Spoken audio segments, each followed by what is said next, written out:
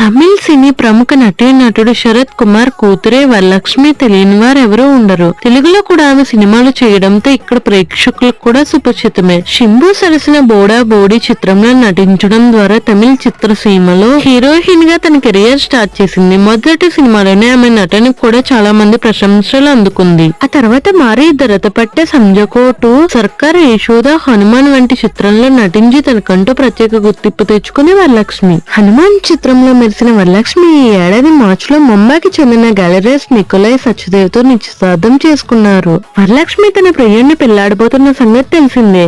ఇప్పటికే పలువురు సినీ ప్రముఖులను కలిసి తన పెళ్లికి ఆహ్వానించింది. టాలీవుడ్ హీరోలకు సైతం పెళ్లి పత్రికలు అందజేసింది. ఆమె వివాహ వేడుక థాయిలాండ్ లో జరగనుంది. జూలై 2న వీరిద్దరే మూడు ముళ్ళు బంధంలోకి అడుగుపెట్టబోతున్నారు. తాజాగా వీరి మెహందీ వేడుకను మౌనంగా నిర్వహించారు. ఆమె తండ్రి శరత్ కుమార్ డాన్స్ వేస్తూ సందడి చేశారు. మెహందీ